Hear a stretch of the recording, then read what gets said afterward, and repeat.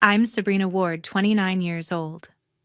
I walked into my mom's birthday party carrying hope for warmth, maybe even a chance to finally mend the wounds that had scarred our family for years.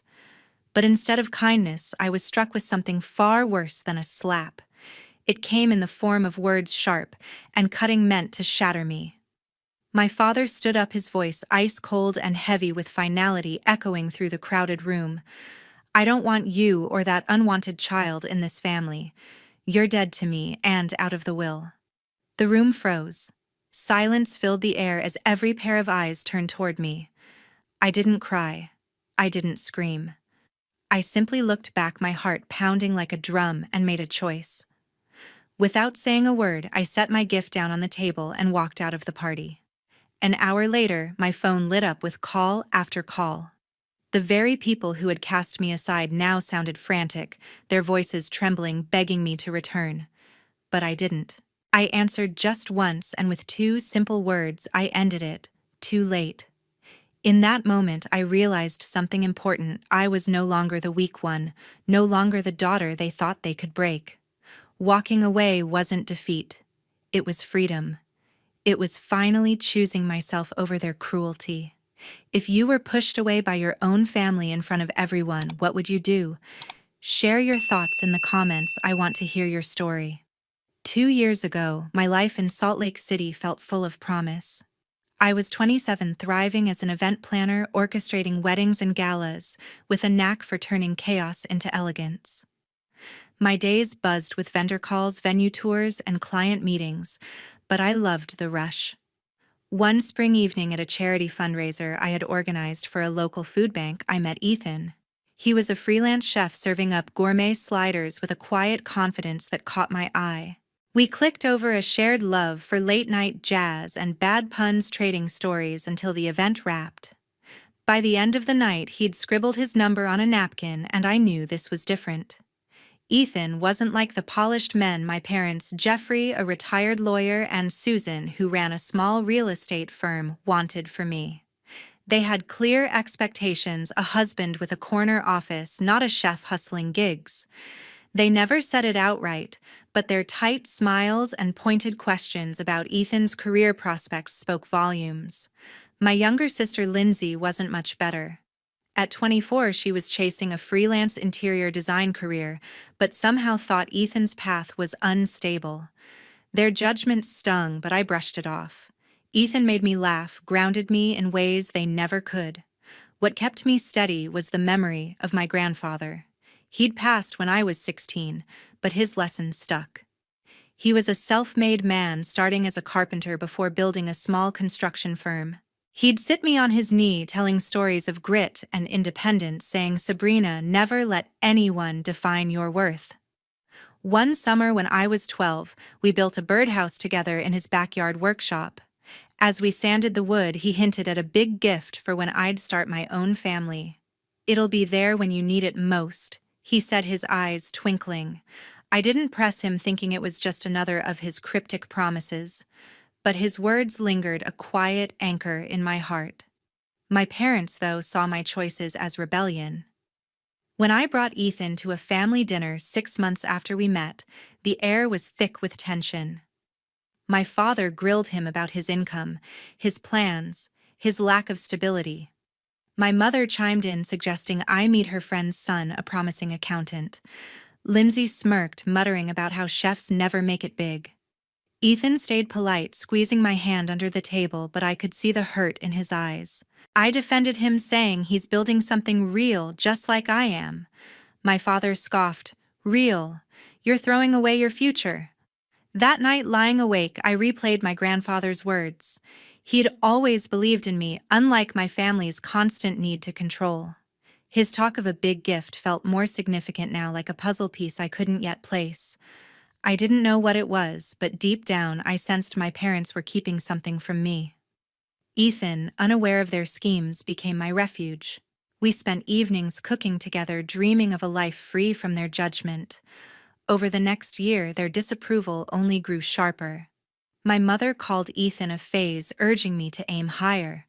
Lindsay texted me articles about reliable careers, implying Ethan wasn't enough. My father even suggested I move back home to rethink my priorities. Their words echoed the opposite of my grandfather's wisdom. He'd taught me to carve my own path to value heart over status. I clung to that even as their pressure mounted. Ethan and I had been together for a year, and their disapproval of his freelance chef career had grown sharper. My parents never missed a chance to criticize. At a family barbecue, my father cornered Ethan, his tone biting. "Still chasing catering gigs. You need a real plan." My mother added, "Sabrina deserves someone with ambition." Lindsay smirked, whispering to me, "He's fun, but he's not serious money." I pushed back, saying, "Ethan's building a life we love." Their eye rolls told me they didn't care. One October evening, Ethan changed my world. In his cozy apartment over a dinner of his signature risotto, he dropped to one knee, holding a silver ring he'd saved for months. "Sabrina, you're my everything," he said, eyes shining. "Will you marry me?" I nodded, tears spilling, and we spent the night planning a simple wedding, dreaming of a future free from their expectations. But sharing the news with my family was a hurdle I dreaded. I invited them to dinner at our favorite Italian restaurant, hoping to ease them into it. When I showed the ring, my mother's face soured. "This is reckless." "Sabrina," she snapped, "he can't support a family." My father leaned in, his voice cold. "You're wasting your potential on a dreamer." Lindsay scoffed, "You're choosing a nobody over stability." I gripped Ethan's hand, my voice firm. "I choose him because he's real." Their silence stung more than their words. Their attacks didn't stop. My mother emailed me resumes of better men, doctors, executives. My father called, warning I'd regret tying myself to a failure. Lindsay texted snarky comments about Ethan's unsteady income. I clung to my grandfather's lessons of independence, but their relentless judgment shook me, making me question if I could stand up to them forever. Then a quiet morning changed everything. A pregnancy test showed 2 lines. I told Ethan first, and his joy was electric, his arms wrapping me in a future we'd build together. We decided to keep it private for now, savoring the secret as we planned our next steps. I hoped this could be the news to bridge the gap with my family, but I wasn't ready to tell them yet, not after their venom. Days later, a chance meeting flipped my world again. I ran into Mr. Harold Grayson, my grandfather's lawyer, at a downtown cafe. He'd always been kind, but today, his eyes held concern. "Sabrina," he said carefully, "your grandfather left a trust for you, meant for when you start a family. Your parents control it, but they haven't been honest." My heart pounded. The big gift he'd mentioned when I was 12 wasn't just a story.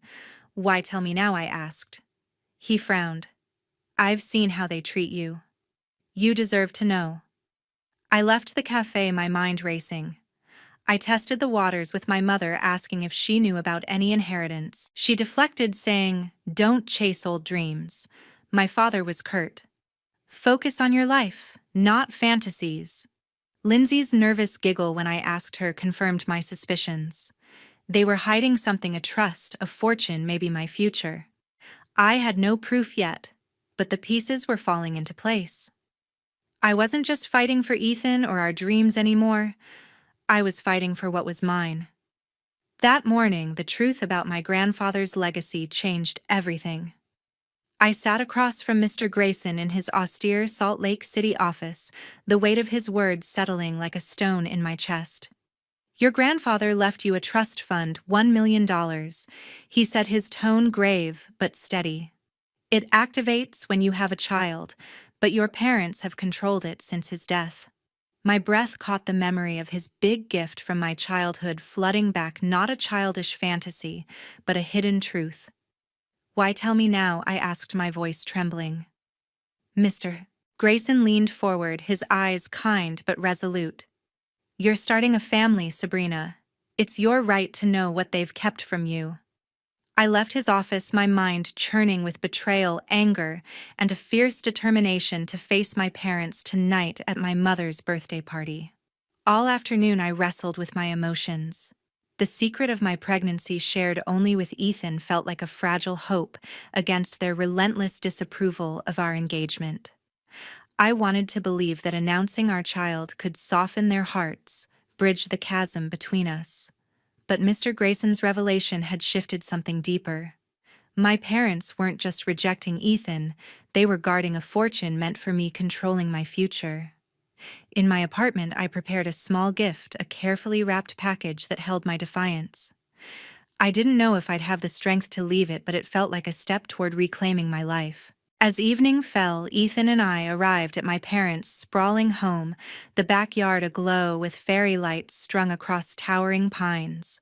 Tables draped in white linen groaned under silver trays of canapes and flutes of champagne, the air humming with the chatter of guests in tailored suits and shimmering dresses. My mother stood at the center, radiant in a deep blue gown, her smile a polished mask as she accepted compliments. My father lingered nearby, his commanding presence drawing eyes, his gaze sharpening when it landed on me. Lindsay weaved through the crowd, her laughter bright, but her eyes cold as they flicked toward Ethan. His hand in mine was my anchor, his quiet strength steadying my racing pulse. The party pulsed with life, but tension coiled inside me. I waited for the right moment, my fingers brushing the gift in my purse, its weight a reminder of the line I was about to draw. During a lull as the band paused and glasses stilled, I stepped onto a low platform, raising my flute. "I have an announcement," I said, my voice clear despite the knot in my throat. "Ethan and I are expecting a baby." The words carried my hope, fragile but defiant, into the night. The silence that followed was deafening. My mother's smile froze, her eyes widening with shock, then narrowing with something colder, disapproval. Lindsay's glass halted mid-air, her lips curling into a sneer as she muttered to a guest. My father advanced, his face a storm of rage. "A child with that man!" He roared, his voice slicing through the crowd. "You're no longer my daughter. You're out of this family, and the will." Gasps erupted, whispers rippling like wildfire. Ethan's grip tightened, his jaw set, but I stood firm. Their words a blade I'd felt before, but refused to let break me. Their rejection wasn't new, but its raw cruelty in front of everyone laid bare their need to control. The trust fund, their lies, their power over my future, it all clicked into place. My grandfather's lessons of strength surged through me, drowning out their venom. I wasn't just fighting for Ethan or our child, I was fighting for my own legacy. My hand found the gift in my purse, a small velvet box wrapped with purpose. I'd prepared it that afternoon, fueled by years of their deceit, a silent declaration I wasn't ready to voice aloud, but couldn't keep inside. I moved to the gift table, the crowd parting like a sea, their eyes heavy with curiosity and judgment. My father's glare burned into me, but I met it without flinching. I set the box down, its soft thud louder than the music in my ears. "Happy birthday, Mother," I said, my voice steady, edged with steel. The words were for me a severance of their hold. I turned, took Ethan's arm, and walked out, the night air sharp against my skin. Each step fueled my resolve, a fire kindled by their betrayal and my grandfather's truth. As we reached the car, the party's lights faded behind us, the hum of voices resuming as if nothing had changed. But I had. The gift wasn't just a gesture, it was my stand, a promise to myself and my unborn child. I didn't know how they'd react when they opened it, but I knew I was ready for whatever came next. We drove into the darkness, my heart steady with the strength I'd only begun to claim. An hour after I left, my phone started buzzing non-stop. The screen lit up with missed calls and texts, my father's name flashing repeatedly. I ignored them, my fingers trembling as I clutched the steering wheel, the weight of the velvet box I'd left behind lingering in my mind. Ethan reached over, his hand steady on mine. "You did what you needed to," he said softly. But the storm was just beginning. Back at my parents' house, the party had unraveled. A neighbor, Mrs. Carter, later told me she'd seen my father and mother rush to the gift table after I walked out, their faces pale as they tore open the small velvet box. Inside was my grandfather's heirloom ring, its gold glinting under the fairy lights, and a folded letter in my handwriting. The note was brief, but sharp. I know about the trust fund, $1 million, and the 500,000 you've already taken. Their hands shook as they read it, the crowd's chatter fading as their panic became impossible to hide. Mrs. Carter overheard my mother gasp. How does she know, while my father muttered, "This can't get out"? Their calls came fast and frantic. My phone vibrated with my father's voice, his tone shifting from anger to desperation. "Sabrina, we need to talk," he pleaded in a voicemail. "This is a misunderstanding." My mother's message was softer, almost tearful. "Please come back. We can fix this." I stared at the screen, their words hollow against years of their control and lies. I typed a single reply to both. Too late. Then I silenced my phone, my resolve hardening. Ethan watched me, his eyes proud but worried. "They'll lash out," he warned. I nodded, knowing he was right. The next morning, the backlash hit. My best friend Kristen called me at dawn, her voice urgent. "Sabrina, you need to see this," she said, sending screenshots from a local community group on social media. My parents had posted a scathing message painting me as a greedy, ungrateful daughter who'd betrayed them for money. Sabrina demanded her grandfather's trust fund, turning her back on family, it read. My mother added a comment. "She's always been selfish, chasing wealth over loyalty." Lindsay chimed in, calling me a disgrace who abandoned us. The post spread like wildfire, neighbors and strangers piling on with their own judgments. "How could she do this to her parents?" one wrote. "Entitled brat," another sneered. I scrolled through the vitriol, my chest tightening. Kristen's voice broke through my haze. "They're lying to save face," she said. "Everyone at the party saw your father's outburst. They know he disowned you first." Mrs. Carter had apparently spread the word, whispering to neighbors about my parents' panic when they opened the gift. Another guest, Mr. Thompson, told Kristen he'd seen my father shove the letter into his pocket, his face red with fury. The truth was trickling out, but the online attacks stung, each word a fresh wound. I wanted to fight back to expose their theft of half the trust fund, but Ethan urged caution. "They're digging their own grave," he said, pulling me close. "Let the truth do the work."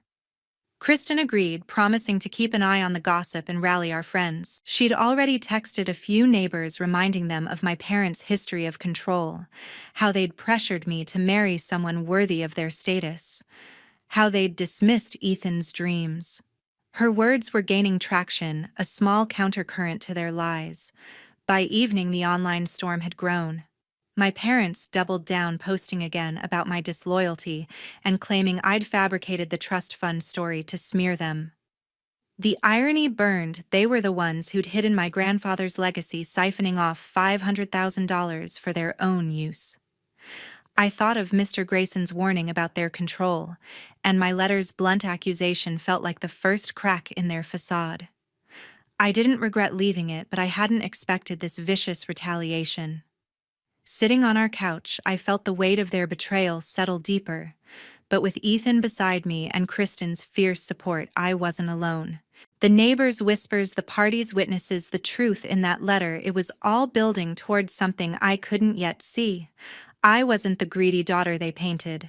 I was fighting for my child, my future, and the legacy they tried to steal. As I set my phone down, a new strength took root, ready for whatever they'd throw next. 6 months later, my life had taken a new shape. Ava, our daughter, came into the world on a crisp March morning, her tiny cries filling our small Salt Lake City apartment with a joy I'd never known. Ethan stood by my side, his eyes bright with pride as he held her, whispering promises of a future we'd build together. The pain of my family's betrayal. Jeffrey, Susan, and Lindsay still lingered, their vicious social media attacks a fresh scar. But in Ava's face, I saw a reason to keep fighting, not just for us, but for the legacy they'd tried to steal. Ethan's family became our anchor. His mother Diane arrived with homemade casseroles, her warm hugs a balm against the coldness of my own parents.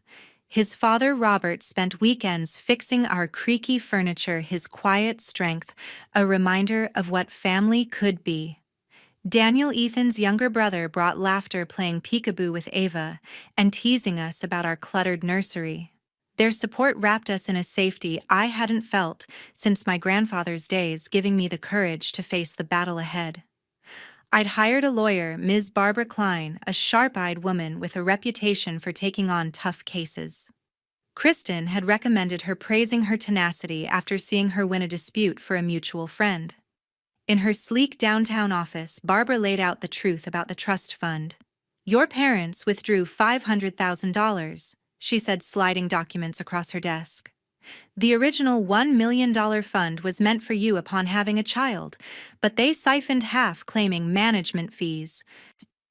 It's illegal." My stomach churned, their greed laid bare in black and white. Barbara's voice was firm.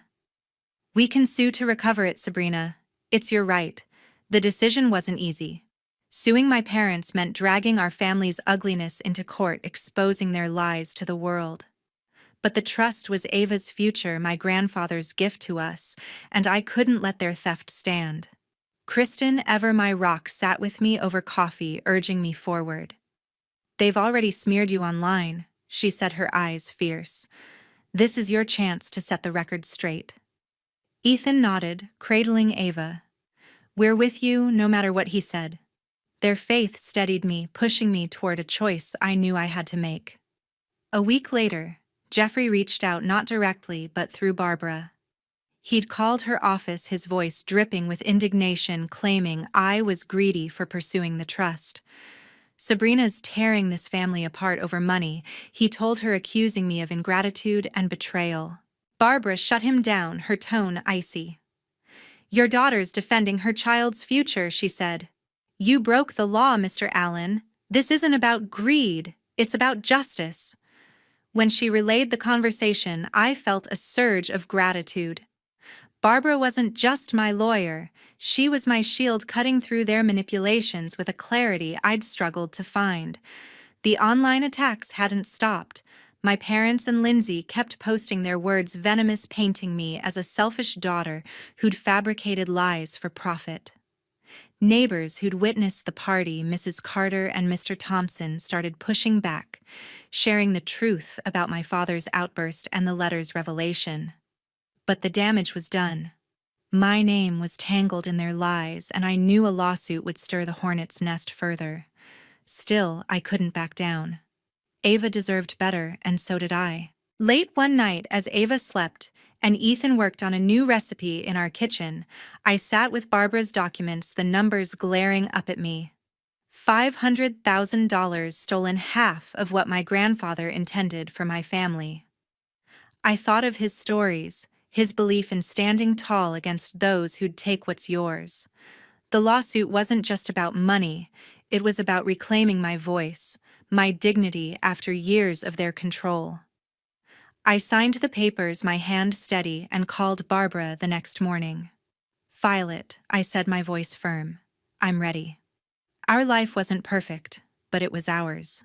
Ethan's catering business was growing, Diane and Robert's support unwavering, and Daniel's goofy visits kept us grounded. Kristen checked in daily, her updates on the community's shifting opinions, a reminder that truth was slowly winning. The lawsuit loomed, a daunting step into a fight I didn't want, but couldn't avoid. As I held Ava, her tiny hand curling around my finger, I felt a fire ignite. This was for her, for us, for the legacy my parents thought they could bury. 9 months after the party, I faced my parents in court. The Salt Lake City courtroom was cold, its polished wood and stern air a stark contrast to the chaos of my mother's birthday. I sat beside Barbara, her calm presence anchoring me as I watched Jeffrey and Susan across the room. Their faces were drawn eyes avoiding mine, a far cry from the commanding figures who'd disowned me. Lindsay sat behind them, her expression unreadable. Ethan squeezed my hand under the table, his steady warmth reminding me why I was here, for Ava, for our future, for the truth. Barbara had built an airtight case. She presented evidence of the trust fund $1 million meant for me when I had a child and the $500,000 my parents had siphoned off. Bank records, emails, and Mr. Grayson's testimony laid bare their theft, each document a nail in their defense. The judge, a stern woman with sharp eyes, listened as Barbara detailed their management fees, a flimsy excuse for greed. My parents' lawyer stammered, offering weak denials, but the truth was undeniable. When the gavel fell, the ruling was clear. Jeffrey and Susan were to repay the stolen $500,000, plus legal fees, a crushing financial blow. The courtroom victory was only half the story. Barbara had uncovered their social media posts, vicious lies calling me greedy and ungrateful, and submitted them as evidence of defamation. The judge agreed, ordering the posts be made public to show their malice. Within days, the news spread across Salt Lake City's tight-knit community. Neighbors like Mrs. Carter and Mr. Thompson, who'd witnessed the party, shared the court's findings, their whispers turning into a chorus. My parents' reputation, once polished by wealth and status, crumbled. Invitations to galas dried up, and their charity board positions vanished.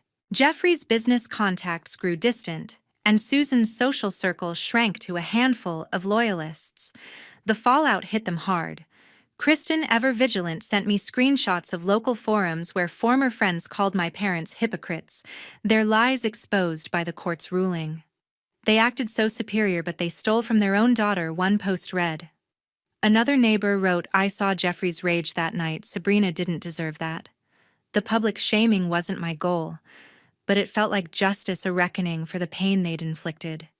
Ethan and I watched the updates roll in, Ava sleeping peacefully in her crib, unaware of the storm her existence had sparked. Then came Lindsay's letter. It arrived at our apartment, her handwriting shaky on the envelope. "Sabrina," it began, "I'm sorry for everything. I was wrong to join their attacks. I want to meet Ava, be her aunt." Her words were soft, a plea for forgiveness, but they rang hollow. I remembered her sneers at the party, her cruel comments online, her silence when I needed a sister. I showed the letter to Ethan, who frowned. "She's only sorry because they lost," he said. Kristen, over coffee, was blunter. "She's covering her tracks now that they're exposed." Their words echoed my own heart. I wasn't ready to forgive, not after the betrayal. I met Lindsay at a quiet cafe, Ava in my arms as a reminder of what mattered. She looked smaller, her usual confidence gone, her eyes pleading as she spoke. "I didn't know they took the money," she said, voice breaking. "Please let me be part of your life." I took a deep breath, my resolve unshaken. "You chose their side, Lindsay," I said, my tone firm but calm. "You don't get to rewrite that now. Ava deserves better than a family who'd tear us down." Her face fell, but I felt no regret. This wasn't about vengeance. It was about protecting my daughter, my peace. Walking away, I felt lighter. The lawsuit had restored what was mine, not just the money, but my voice, my strength. My parents' downfall wasn't my doing. They'd built their own ruin with lies and greed. Diane and Robert, Ethan's parents, welcomed us home with warm smiles, Daniel playing with Ava as we shared the news. Barbara called later, confirming the funds would be transferred soon enough to secure Ava's future. Kristen texted, "You did it. They can't touch you now."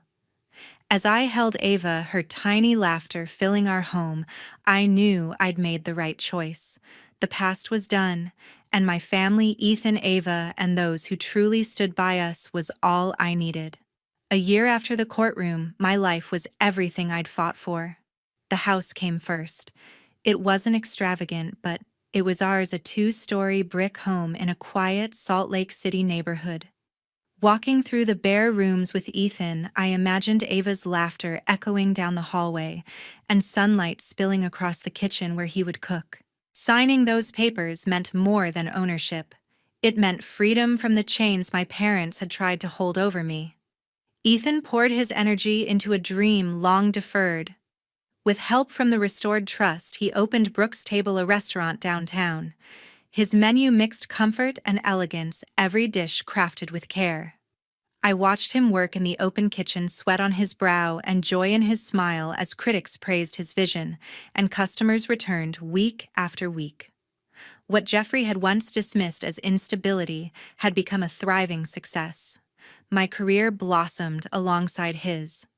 At the firm, I rose to senior manager entrusted with events that drew national attention. Colleagues respected my creativity and resilience not as the daughter of anyone, but as Sabrina Allen in my own right. For the first time, I felt defined not by family shadows but by achievements I had carved myself. Ava was the center of it all. By her first birthday, she toddled across the living room, curls bouncing as she reached for Robert's handmade rocking horse or laughed at Daniel's silly games. Diane filled our freezer with casseroles and our hearts with warmth. The Brooks family wrapped us in the kind of support I had never known, proving that true family is chosen through love, not dictated by blood. Across town, Jeffrey and Susan shrank into isolation. The judgment against them lingered. The social circles they once dominated no longer welcomed them. Invitations stopped arriving, charity boards moved on, and whispers about their deceit spread quietly but firmly. Lindsay stayed close to them, though her attempts to reach me felt more like regret than repentance. I didn't reply. Boundaries, I had learned, protect peace. There were moments I questioned whether I should forgive, but I remembered the public cruelty, the theft, the years of control. Forgiveness without change is surrender. Ava deserved better than to grow up under the weight of their bitterness. I chose instead to build a world where love was steady and trust was unbroken. The lessons were clear. Prejudice poisons. My parents' obsession with wealth and status blinded them to Ethan's worth and nearly cost me a life of joy. Lies corrode. Their theft of the trust fund didn't just rob me financially, it betrayed the very bond my grandfather hoped to leave behind. Yet truth liberates. By standing firm in my values, I discovered that happiness isn't granted by family name, but earned by living with integrity. Now in the evenings, Ethan and I sit on the porch, watching Ava chase fireflies across the yard. We talk about the future, new recipes, new events, maybe a second restaurant someday. Sometimes he squeezes my hand and whispers, "We made it." And I know he's right. My grandfather's promise was never just about money. It was about strength, about never letting others define my worth. I see his lesson in every smile from Ava, in every plate Ethan serves, in every step I take free of the past. Happiness, I've learned, is built daily by choosing honesty over deceit, compassion over judgment, and courage over silence. That is the life I fought for, and that is the life I will protect.